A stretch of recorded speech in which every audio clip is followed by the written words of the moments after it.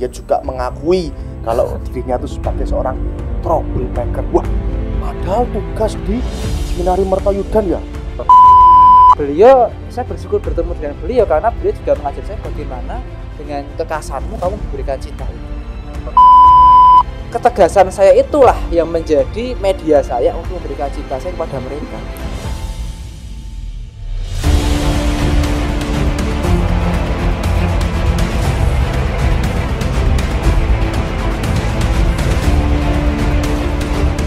Halo Sobat Theotalk, kembali lagi berjumpa kita di akun podcast Theotalk, akun di mana kita bisa berbincang-bincang santai seputar kehidupan secara luas.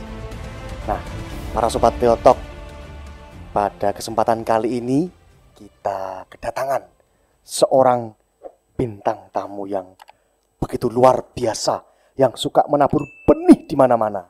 Jangan salah, tapi benih kebaikan. Karena apa? Karena bintang tamu kita satu ini terkenal sebagai frater yang berkecimpung dan sangat suka menjalin relasi di mana-mana dengan banyak orang. Terkenal juga sebagai frater yang sangat aktif dalam gerakan interreligius atau dialog agama. Kita sambut dan kita panggil Frater Mary Christian Putra. Frater Tian, sehat? Ya, seperti inilah. Puji Tuhan sehat ya. Puji Tuhan sehat. Sehat apanya ini? Sehat jasmani dan juga psikisnya juga sehat. Semuanya sehat. Jasmani, Ya, rohani, holistik ya. holistik. Betul. Apa kabar? Baik juga, Frater Tian. Syukurlah puji Tuhan, kalau Anda baik saya juga ikut baik. Sama, kalau saya mendengar Frater Tian baik, semua dunia beserta isinya pasti juga akan merasakan Ini lebay sekali. senang yang luar biasa. Kembali ke topik, Frater Tian. Oh, siap. Para Sobat Theotalk, nah, Frater Tian ini tuh dulu bertugas dan mendapatkan sebuah perutusan di sebuah tempat yang homogen. Homogen karena apa? Frater Tian ini menjalani perutusan tahun orientasi pastoral di Seminari Menengah Santo Petrus Kadisius Mertoyudan. Betul, Frater Tian? Ya, betul. Seperti Frater Domi juga kan? Itu masa lalu saya, Frater Tian. Ya, itu masalah dan juga masalah saya. Masa lalu dan apa? Masalah Apa? 1 tahun berarti banyak menimbulkan masalah ini. Masalah di situ. Bermasalah malah. Atau saja menjadi troublemaker. Troublemaker atau problem solving. Itu. Mungkin kalau bagi anak-anak, saya sebagai troublemaker mungkin. Kendali niat saya ini sebagai problem solving harusnya. Wah, tapi ini mereka menangkapnya sebagai troublemaker. Troublemaker. Tapi saya nggak tahu. Para Sobat Theotalk menarik kan ini. Tadi Frater Tian itu mengatakan bahwa dia juga mengakui kalau dirinya itu sebagai seorang troublemaker. Wah, padahal tugas di Seminari Mertoyudan ya, mendampingi para calon imam juga kan? Betul. Calon imam yang seusia anak-anak SMA. Ya? Oh, nah, tapi SMA. kok Frater Tian ini tuh bisa disebut sebagai troublemaker? Nanti bisa cerita Oke, dia nanti. siap. Nah, para Sobat Theotalk kan mungkin banyak yang belum tahu secara khusus tugas di seminari itu ngapain aja sih. Nah, Frater Tian mungkin bisa menjelaskan. Frater Tian itu dapat tugas apa saja di seminari, mendampingi anak-anak yang punya karakter seperti apa, umurnya seberapa, kelas berapa. Nah, gitu mungkin bisa dijelaskan dulu Frater Tian gimana. Oke, baik, terima kasih Frater Domi. Sebelumnya saya itu ditugaskan di Seminari Menengah Mertoyudan dengan 2 orang frater yang satu tempat pelayanan ya, kami dari Seminari Tinggi. Yaitu nanti ada Frater Patrick dan juga Frater Adis itu, dan juga rekan frater yang diutus ada 1 frater Projo Jakarta. Kemudian ada 1 frater MSF dan juga ada 1 frater Jesuit. Ya, frater SJ ada. Banyak tuh. Ya, ada 6 frater. Ada 6 ya? Ada 6. Komplit. Ada 6. Dan untuk pembagiannya sendiri, Frater Patrick ya, yang satu tempat dengan saya itu di Seminari Tinggi, itu di tingkat 1 atau namanya kalau di Seminari Menengah Mertoyudan namanya Medan Pratama. Sedangkan Frater Ad itu di Medan Tamtama atau tingkat kedua. Nah, saya itu diutus untuk melayani di tingkat ketiga atau istilahnya di situ namanya Medan Madya ya, Medan Madya.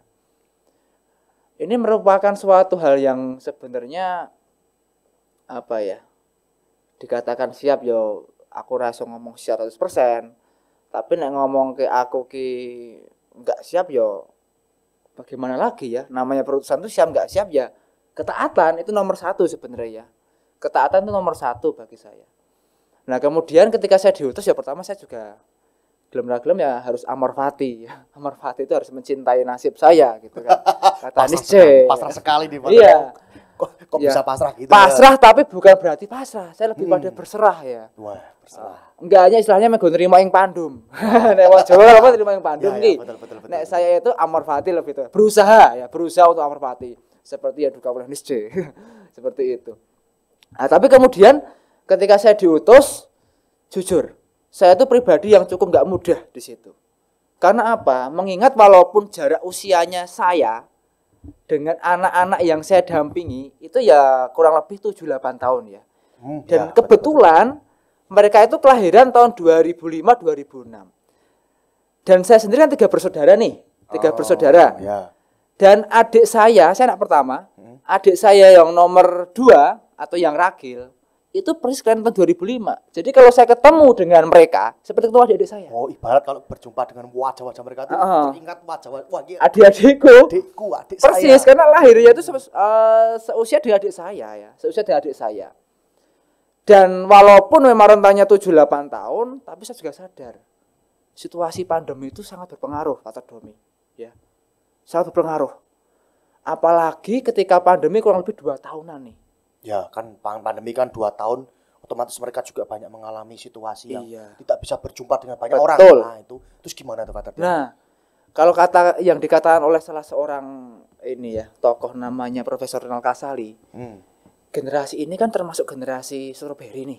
Strawberry itu kan kenyal, lembek, dalam arti sekali disakiti atau apa mereka tuh mendam itu dan lembek gitu ya, mentalnya lembek gitu. Dan yang unik ialah dari generasi ini ketika kita itu ngomong depan kita melihatnya oh mereka oke saja. Tapi ternyata mereka menutupi di balik kata oke, di balik itu mereka bergulat dengan sesuatu dan mereka untuk terbuka itu nggak mudah di situ. Nah, ini yang kemudian menjadi masalah saya pertama. Apalagi kalau zaman saya dan Father Domi mungkin dulu ya, betul. Itu apa aneh orang seneng ya wes les gitu kan. Ibaratnya kalau sekarang tuh kan seperti ini Pak Tardian. Mungkin kalau generasi strawberry itu kan mungkin warnanya kan merah, otomatis kan bisa dibilang anak-anak zaman sekarang itu kan menarik perhatian, bisa dibilang entah itu dengan kreativitasannya atau mungkin dengan daya pikirnya atau apapun itu kan secara luar mungkin begitu tampak cerah ya, menarik baik-baik saja. Padahal di balik itu ketika disentuh bagian terdalam dari hidup mereka pasti akan sangat lembek seperti itu Pak Tardian. Betul sekali. Maka kemudian ini semua kan nggak lepas dari namanya itu gadget. Terlebih mungkin Father Domi dulu ngalami ketika Father Domi juga ketika top di situ kan. Ya. Di mana mereka mengalami ketika pertemuan kumpul lewat Zoom terus. Ya, betul. Mau nggak mau, suka nggak suka, mereka akan selalu bersinggungan ya sahabat mereka gadget. Nah ini dengan HP ya. Betul. Gadget ini terus sehingga mereka sangat minim sekali untuk ngomong terbuka langsung apa ya udah kalau ada sesuatu ngomong langsung itu mereka sangat terbatas di situ. Maka kemudian ketika sudah masuk ke fase pasca pandemi ngangkat itu rapatnya gampang gitu ya. Untuk mengangkat suasananya tuh sulit ya, agak sulit ya. Iya benar. Apalagi ketika saya sudah sampai di sana mungkin kalau Father Domi waktu itu masih dalam situasi hybrid gabungan sak semester wiki model Zoom secara online kemudian setelah itu ada offline-nya. Tapi kalau saya kan full udah masuk pada fase offline terus. Ya kan? Sehingga kemudian ketika mengangkat lendang ternyata itu juga suatu hal yang enggak mudah. Maka kemudian di sini saya kemudian belajar.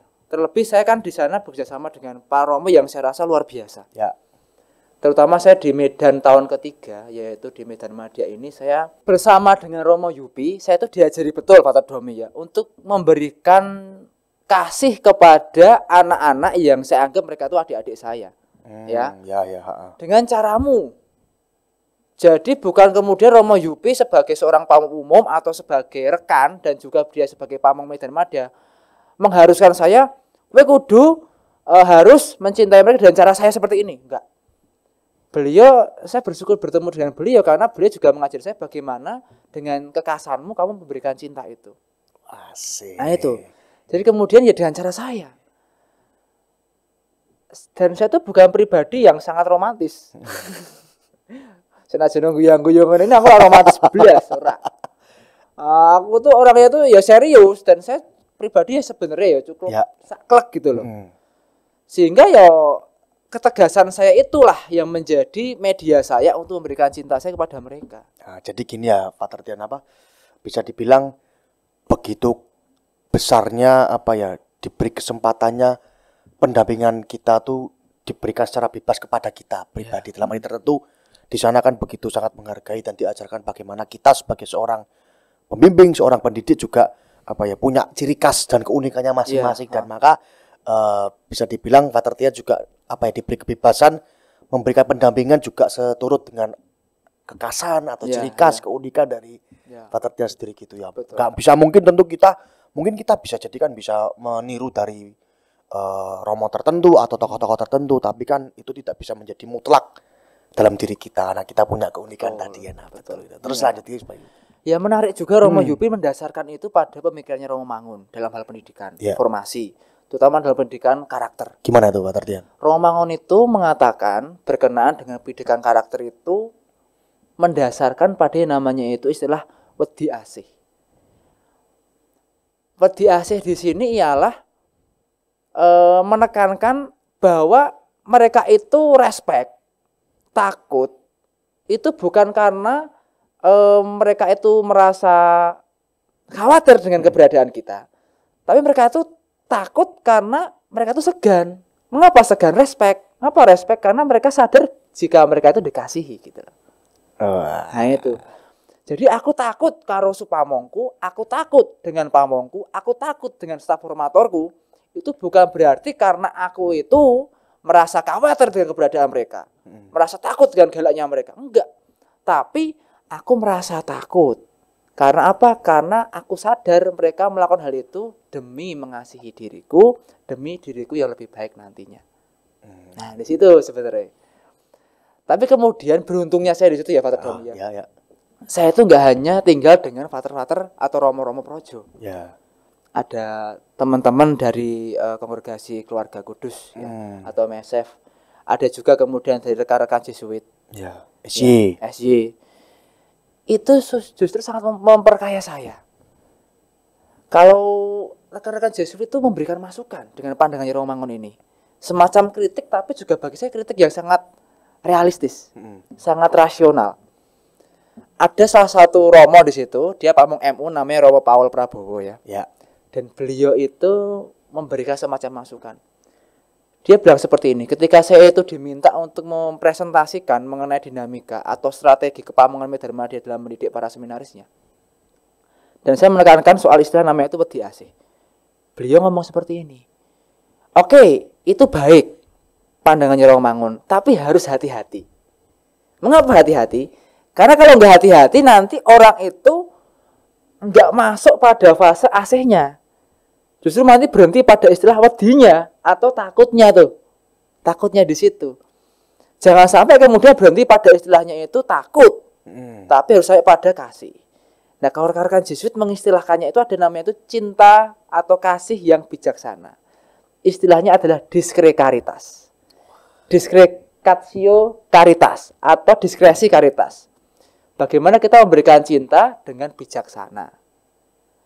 Bijaksana berarti ya dengan berbagai macam cara. Mungkin itu pemaknaannya ya. Jadi bukan istilahnya itu wedi asih. Mereka tuh takut. Langsung dikasih. Kalau itu enggak hati-hati nanti takutnya ya kembali pada kata takutnya yang diingat-ingat. Sedangkan kasihnya dilupakan, asihnya tidak lagi gitu. Dari situ kemudian saya ya benar juga. Jadi sebenarnya di situ saya belajar banyak ya. Yang namanya itu orientasi pastoral, yang namanya lagi orientasi, dan saya ada kesempatan untuk belajar di situ. Maka kemudian saya belajar betul dengan para orang luar biasa di situ. Di mana mereka saling melengkapi, bukan saling berdebat loh ya. Tapi saling melengkapi sehingga saya merasa kaya di situ. Para seminaris yang kami dampingi juga semakin bertumbuh. Kami pun juga semakin tambah ilmu di situ. Nah, saya rasa itu Father Domi yo pengalaman yo hal sederhana ya. Menarik sekali ya nih Father Tian, bahwa tadi kan Father Tian mengatakan generasi anak-anak zaman sekarang yang bisa dibilang kan tampak dari luar tuh istimewa, menarik, dan begitu bisa dibilang ya bervariasi tadi. Tapi sayangnya ketika mereka disentuh hal-hal yang begitu esensial dalam hidup mereka, begitu penting atau mungkin entah itu luka atau apa dalam diri mereka, mereka akan begitu mudah untuk jatuh. Dan tadi kan bagaimana akhirnya Father Tian mencoba untuk mendampingi anak-anak yang mudah lembek, mudah jatuh, mudah baper atau apalah bisa dikatakan seperti itu. Itu kan tadi Father Tian punya caranya, wedi asih. Bagaimana memberikan kasih juga dengan berbagai macam cara, berbagai macam bentuk yang bisa disesuaikan dengan konteks ataupun situasi dari mereka masing-masing ya. Nah tadi kan menariknya bahwa sejatinya kan Father Tian ini kan mendampingi, otomatis kan menemani, ngancani, hidupnya juga bersama-sama dan bareng terus dengan mereka. Otomatis 24 jam memantau mereka. Harusnya kan bisa dibilang Father Tian ini juga menimbulkan suatu rasa damai bagi hidup mereka, ketenangan bagi hidup mereka. Nah, tapi tadi kan menarik di awal kan Father Tian menyinggung troublemaker. Bisa dibilang kok iso loh, kok bisa ya seorang pendamping formator dipandang sebagai troublemaker bagi mereka. Nah, ini mungkin kan punya pengalaman-pengalaman tertentu, ada pengalaman yang menarik dengan mereka, bisa diceritakan atau dibagikan. Nah, ini atau jangan-jangan nggak ada apa-apa tapi memang troublemaker sendiri ya. Seperti itu. Ya gini lah Domi, sebenarnya istilah troublemaker itu kan kalau saya memaknai itu merupakan bentuk istilah yang subjektif sebenarnya ya. Dalam artian aku memaknai demikian tapi orang lain bermaknai lain ya. Dalam artian kemudian kalau melihat anak-anak itu kan niatku apik, tapi kemudian niat kami baik sebagai seorang formator belum tentu dipandang baik. Nah mungkin ketika ini namanya itu melanggar kenyamanan mereka, bagi mereka ini troublemaker. Maksudnya apa? Merusak kenyamanan mereka. Harusnya aku pengen senang-senang gini, lah kok ono kowe staf sing ganggu aku kayak lagi senang gitu loh. Ya. Saya punya cerita gini ya. Ini hari pertama saya datang. Ya hari pertama, Ding. Ya baru minggu-minggu awal saya datang yo. Berarti ceritanya tuh Father Tian langsung mengalami fresh ketika baru tiba di situ.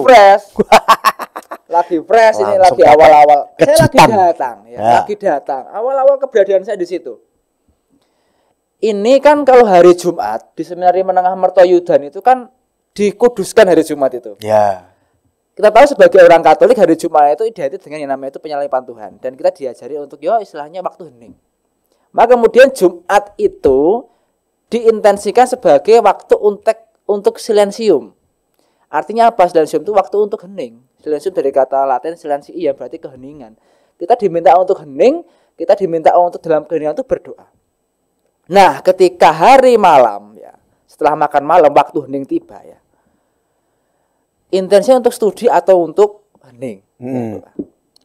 Dan saya waktu itu bersama dengan teman saya Father Koco, ya kami berdua kan sepawung Medan Madya nih. Keliling. Ya, kami keliling jalan-jalan nih. Jalan-jalan. Kemudian ya ini menyapa saja, pengen melihat seperti apa toh adik-adik yang kasih itu. Anaknya lagi ngapain? Ngapain dong? Kangen nih ya. Ketemu kangen. Kan berdua gitu kan. Kan ibarat berjumpa adik kandung gitu ya. Kangen Mbak adikku tak kunjungan nih. Penasaran terus datang gitu. Nah, kamu jalan-jalan tuh kan. Kamu jalan-jalan lewat dormit oke. Lewat kelas oke, mereka belajar dengan tekunnya. Kemudian kami sampai di aula. Aula Seminari Menengah Mertoyudan. Ya aula. Di belakang aula, di belakang panggung kok lampunya nyala. Padahal belakang aula itu yang bawa kunci saya. Gimana caranya tuh? Ya kan? Dikunci ya? Dikunci tapi kok lampunya nyala. Waduh, ini jangan-jangan yang lainnya ini. Nah, kemudian kenapa kok nyala? Nah, kemudian terus saya kan coba nih. Ya. Saya coba kemudian tanya sama Master Koco. Bro, ini kok lampunya mburi aula iki urip ngopo? Barang ngertian. Pas kebetulan saya bawa kuncinya juga. Ya, saya tanpa kompromi, kemudian langsung tak buka wae ya. Buka wae. Tak buka, ternyata di balik panggung, di belakang aula itu ada 5 seminaris. Saya masih ingat betul 5 seminaris dan masih ingat wajahnya siapa saja. Serem-serem enggak wajahnya. Ya tak sebutin gini aku enggak dilono mati. Tapi yang jelas kan itu orang beneran orang punya Padang orang gimana ya, itu masih manusia ya. Dan mereka itu lagi ada satu anak nih bawa kompor sama wajan. Wah, udah itu. Enggak tahu itu masak apa, karena warna coklat. Dan itu micine kuwi sak kental kowe, ambune ya Tuhan. Wah.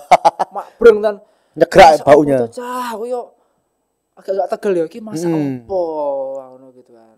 Toh itu habis makan malam gitu loh.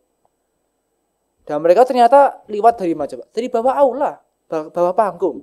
Robosnya di situ. Jadi kalau dikunci itu belum tentu selesai masalahnya. Karena mereka kreatif cari jalan keluar tuh. Mereka tuh seperti jalan-jalan tikus itu, golek nang ndi. Punya segala macam cara itu toh. Nah, ini cerdasnya para seminaris itu. Pinter-pinternya golek pelanggaran piye ya wes. Cari berbagai macam cara, cari peluang, cari alternatif jalan, ya mereka pasti bisa ketemu di situ. Nah, kemudian tak tanya. Apa lagi? Nah, kayak gitu kan.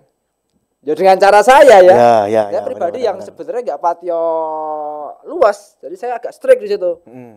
Apa lagi? Sambil saya menteri-menteri iki. Apa kuwi? Satu anak tuh jawab. Masak ter. Masak ter rane melas banget teglek jane. Ra teglek ora meh guyu aja nih. Kasihan gitu ya. Masak ter. Malam-malam ya. Masak ter ya. Terus masak ter. Masak apa? Ini ter iki lho ter masake koncoku. Burung mangan. Lah mau bar makan malam, kuwi ora mangan apa piye? Emangnya kurang mangan after. Mereka diem. Enggak bisa komen apa-apa. Takut itu. Ya. Udah kurang po mangan nang kene. Kurang ngono kuwi. Ya ter iki ngelih ter ngono kuwi. Ya besok bar misa pagi, habis misa pagi silahkan kalian berlima datang kamar saya. Ada satu anak tuh delik ning bagian pojok kono. Rasa mayu we. Gitu kan. Jadi itu ada anak yang mau tiba-tiba mau kabur gitu. Yo, langsung leader loh. Wah, ya kan? Kurang. Jadi 5 orang nih, satu lagi itu seperti Yudas Iskariot, melayu kabur. Cuci tangan, Cuci tangan, jawab. Melu-melu. Nah itu, dan mereka belum selesai masak, jadi kayak arep lekas ngono kayak. Wah, baru mau mulai. Saya bilang gitu. Dan saya kemudian pergi. Nah, kemudian sebenarnya saya agak tegas itu malah Fater Koco. Kendati Fater Koco itu mungkin enggak ngegas seperti saya. Tapi itu lebih kejam bagi saya ya. Fater Koco tiba-tiba datang menambahkan. Wes, sesuk ketemu Fater Tian, saiki tugas kalian nek wis mateng panganane, silahkan makanan sak wajan kuwi dientekke dalam waktu 10 menit. Wah, itu banyak banget Fater Tian. Banyak isi. Oh ya iki sedongan anget-angetke ya. Waduh. Aku berubah nih. Kok luwes psikopat timbang aku. Lebih ekstrim. Tegel banget gitu kan. Iya. Nah, kemudian nih ada satu anak beberapa itu tuh guyu kayak. Mah guyu. Pak Fater Koco mah gitu kan. Nah, kemudian jawabannya meneng kayak aduh ter iki ra mungkin ter aku. Wis dikae waktu ngentek kok isih wae komen. Entek. Wah wis. Mentek aku meh guyu aja nih. Mangan apa? Jadi ibaratnya makan kayak buto tuh. Wong sak wajan gede, Bos. Iya kan? Gila. Bayangin aja wajan gede itu. Habis itu, dalam waktu 10 menit bisa habis langsung. Bisa. Namanya anak kelaparan. Kemudian malam-malam itu mereka datang. Terus omongan iki. Faternya nambahi. Setelah kalian habis silahkan dicuci itu peralatannya, titipkan ke kamarnya Fater Tian. Mereka datang itu setelah selesai makan datang kamar saya sambil membawa barang-barang itu. Datang kemudian dalam kondisi visitor mau menyerahkan mereka gini. Kadang mau menyerahkan ini gitu, menyerahkan alat-alat masak ngono kuwi. Dalam kondisi mungkin mereka ya pertama dalam kondisi ketakutan, ya, yang kedua pasti itu. Dalam kondisi kencantangan barang, kencantangan lemangan.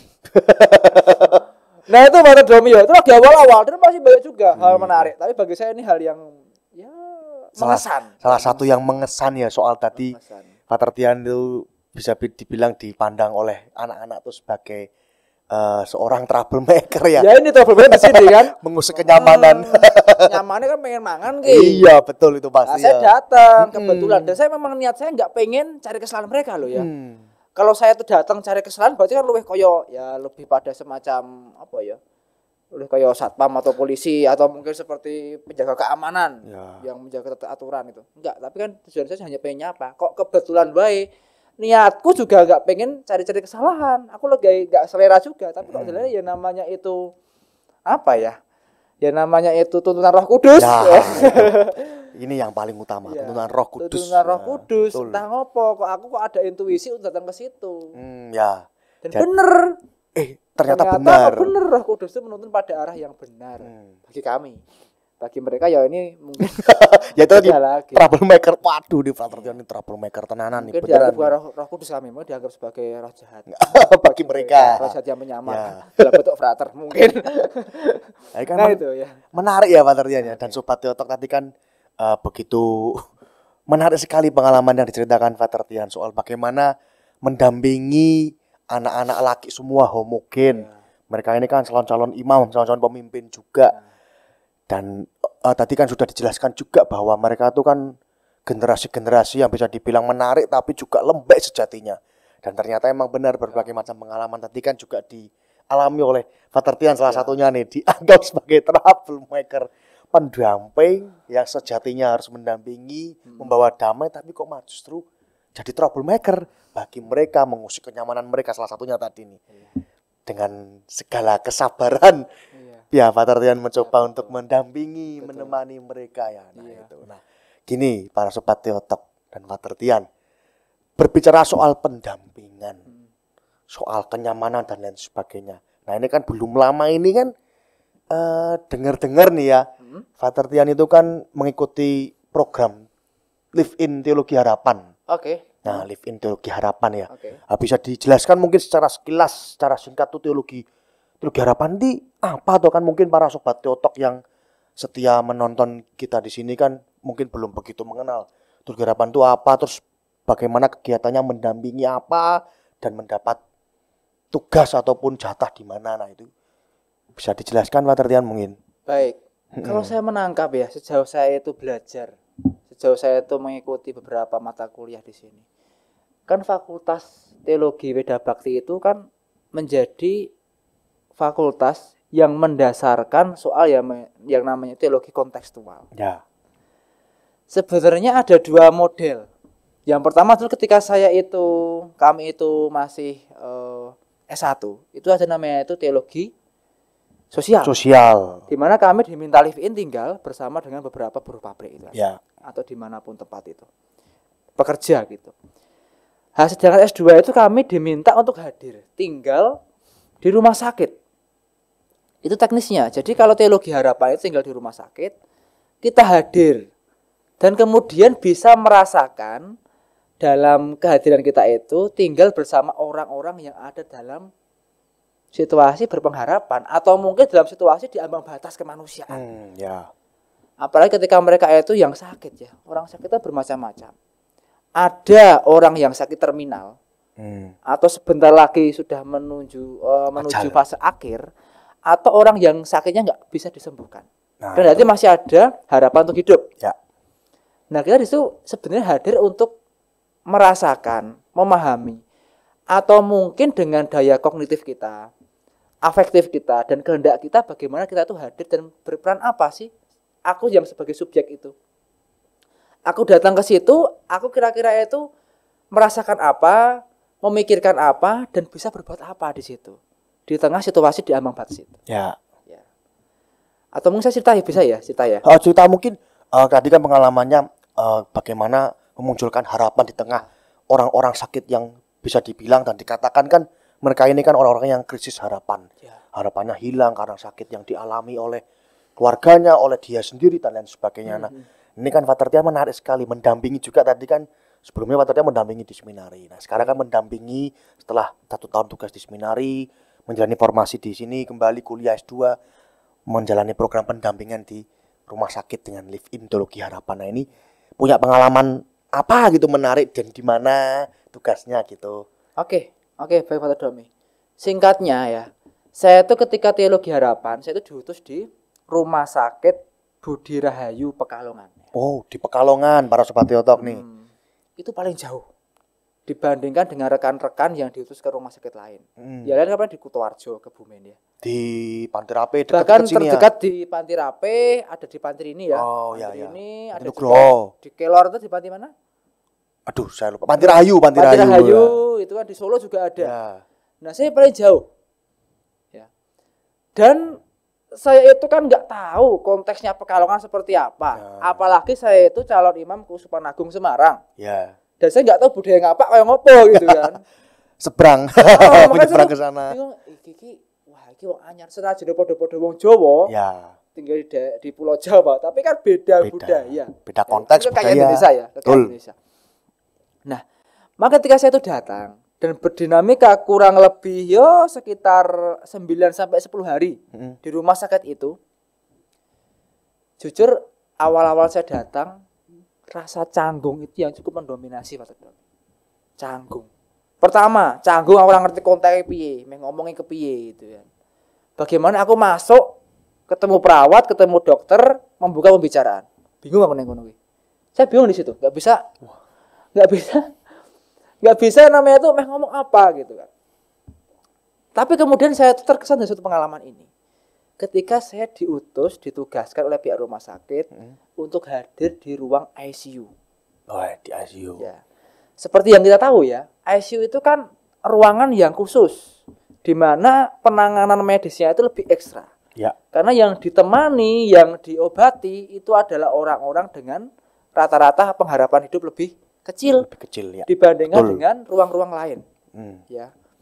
Nah kemudian ketika saya datang ya paradigma berpikir saya, ya ini orang-orang kritis, orang-orang sakitnya terminal, orang-orang yang paling enggak bisa disembuhkan sakitnya. Dan saya datang ke situ. Saya datang ketika saya itu menekan tombol ICU, ditanya nih sama perawatnya, masnya siapa? Gitu. Penasaran. Mungkin belum diberitahu ya pihak rumah sakit. Ya, bisa jadi itu. Kemudian, masnya siapa? Ya saya memperkenalkan diri. Ya saya itu mahasiswa teologi dari Jogja. Di sini hendak menjalani namanya itu Live in Teologi Harapan. Intinya saya di sini ingin belajar, ingin melihat seperti apa tuh dinamika para mbak-mbak, mas-mas perawat, dokter dalam mendampingi, atau paling enggak saya bisa melihat atau bisa berbeda rasa dengan para pasien di sini dan dengan keluarga yang keluarganya dirawat di sini. Saya bilang seperti itu. Dan kami kemudian saya dipersilakan masuk. Saya masuk di situ dan kemudian ya awal-awal saya bilang permisi mas, permisi mbak, kemudian saya kenalan lah dengan yang lainnya. Dan saya kembali lagi dalam nuansa canggung lagi. Karena kemudian ya mereka kemudian mungkin karena sibuk ngurusi pasien, ya saya cuma ini. Bayangin Pak Tedo ya saya cuma gini. diam. Dan saya merasa mangkel. Ibarat batu diam nggak bisa apa-apa gitu. Apa megaro ngomong? Ayo pengen bersih lah jadi. Oh gabut banget gitu kan. Tapi ya gimana? Iya, kan di ICU maksudnya akhirnya bersih. Iya makanya itu. Lah. Dikira mengejek nanti. Oh iya makanya. Iki ngopo aku iki? Jujur hati saya waktu itu sangat emosi. Aku ngopo ora berperan apa-apa di situ. Kemudian saya ngomong inisiatif lah. Mas, Mbak, kalau nanti perlu bantuan, ngomong aja ya. Saya tak bantu sebisa saya. Jadi kuliah apa-apa lah gitu. Jadi kuliah juga gak apa-apa gitu kan. Gini saya gitu. Oh siap mas. Mereka gitu. Tapi kembali mereka juga melayani. Dan saya cuma diem aja. Nah kemudian saya juga punya inisiatif ya. Punya inisiatif untuk kemudian ketika ada mbak-mbak masuk ke ruang perawatan. Ke ruang ke ruang peracikan obat. Ya. Nah, saya inisiatif mbak. Apakah saya perlu membantu untuk membawakan obat? Oh gak usah mas. Nanti kalau masnya bantu karena ini ICU, khawatirnya nih obatnya ketuker, nanti lebih berbahaya. Oh iya juga sih, bilang saya. Nek ketuker bukan teologi berpengharapan, tapi teologi kematian. Cuma gitu. Harapannya pupus. Malah berbahaya, malah praktek loh. Ya udah. Maka kemudian apakah saya boleh ikut mbak ketika mbak berikan obat? Oh boleh mas, silakan ikut bersama saya. Saya di belakang, dan saya nggak buat apa-apa, membawakan apapun enggak. Maka saya kemudian cuma Di situ cuma mendengarkan keluh kesah pasien. Dan yang kedua saya kemudian berusaha untuk yang namanya itu ya udah mendoakan dalam batin loh ya. Ya.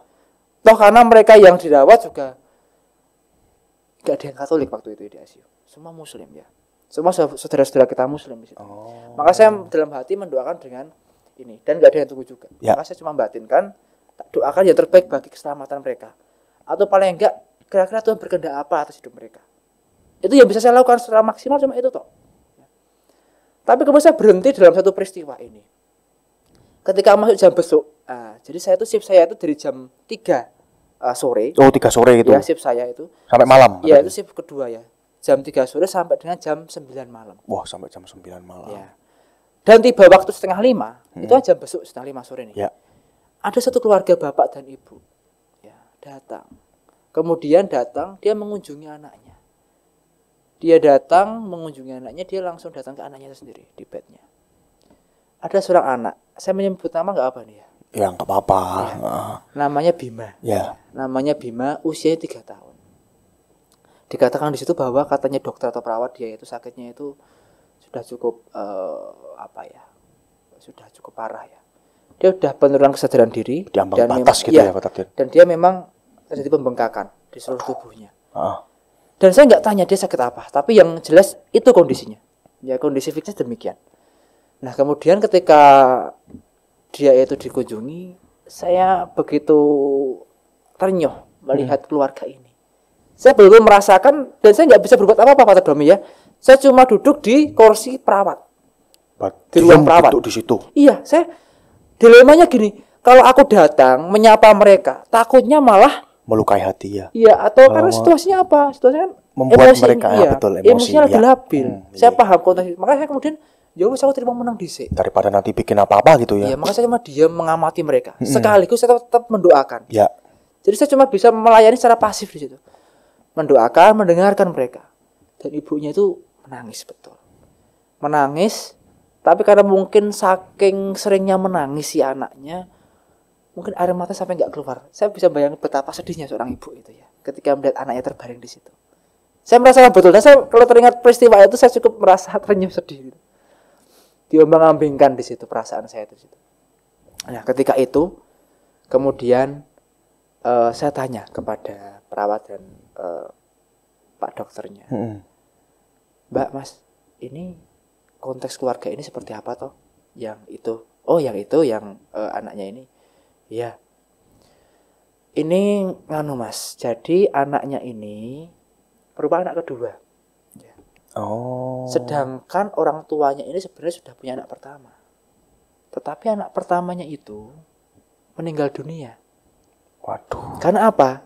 Karena nggak ada rumah sakit rujukan. Semua kebetulan pas penuh full. Saat itu. Iya. Sehingga mereka itu ketika sudah masih ada pengharapan untuk menolong, ternyata enggak, karena itu rumah sakitnya habis untuk rujukan. Karena situasi ya. Situasinya. Maka kemudian mereka merasa sangat ngiman betul anak ini. Apalagi dia itu anak tunggal kan. Ya, Kan? Anak pertama nggak ada dan dia anak keduanya ini sakit seperti ini. Nah kemudian setelah itu saya udah paham konteksnya nih. Ibu sama bapaknya itu datang menghampiri dokternya. Dan saya mendengarkan betul. Dok, kira-kira bagaimana anak saya? Sambil ya kondisi budrek gitu ya. Ya, pusing sekali itu. Dan jawabannya dokternya, Ibu, ini ada 2 pilihan. Saya mendengarkan betul itu. Ada 2 pilihan. Pilihan pertama, anak ibu itu dirujuk ke rumah sakit yang lebih besar dengan sarana medis yang lebih lengkap. Dan ada 2 rumah sakit itu yang ada. Pertama di Karyadi, Semarang. Ya kan? Karyadi. Yang kedua adalah di Sarjito, Yogyakarta. Waduh, ngalang dong Semarang, Jogja. Ya itu. Nah kemudian perlu pertimbangan ini Bapak Ibu. Kalau dirujuk ke rumah sakit Sarjito atau Karyadi, lihatlah juga mengenai jaraknya. Itu besar konsekuensinya ini. Sangat berkonsekuensi besar bagi keselamatan putra Bapak Ibu. Dan juga lihat juga finansialnya. Karena memang keluarga ini mungkin dalam keluarga yang mungkin biasa gitu ya. Tapi kemudian kalau udah menghabiskan banyak uang ya, takutnya ini. menghabiskan banyak uang, takutnya keselamatan putra bapak ibu juga kecil. Kan berat nih pilihan pertama. Atau pilihan kedua, tetap dirawat di sini dengan keterbatasan sarana yang ada. Tapi kok saya jelas kemungkinan harapan untuk selamat lebih kecil lagi. Kecil lagi ya. Dan mereka diminta untuk memikirkan, menimbang-nimbang dua pilihan itu dalam waktu 2 jam paling lama. 2 jam. Memutuskan dalam waktu yang singkat tuh pasti sangat berat lah. Bagi saya itu yang berat ya. Tapi kemudian yang saya kagumi apa? Ibu dan bapaknya itu nggak nyampe setengah jam langsung ketok palu. Dok, saya meminta berharap anak saya dirujuk ke rumah sakit yang lebih besar. Waduh. Mereka nggak menimbang soal harga, soal kemungkinan selamat atau enggak, kehilangan berapa juta uangnya demi keselamatan anaknya, kendati belum tentu anak akan selamat ya. Tapi kemudian tetap dirujuk untuk itu. Dan lebih fatal lagi apa? Ternyata karya dia penuh. Akhirnya dia harus rujuk ke lebih jauh lagi, Yogyakarta, ke Sarjito. Waduh. Jauh itu ya. Iya. Dan itu hal yang nggak mudah. Dan kemudian terakhir ketika saya mengamati betul, ya ketika mengamati ibunya ini dan bapaknya itu mendoakan. Ibu di sebelah telinga kirinya, bapak di sebelah kanannya. Mendoakan ya karena mereka muslim dengan sholawat tertentu. Mendoakan sambil menangis.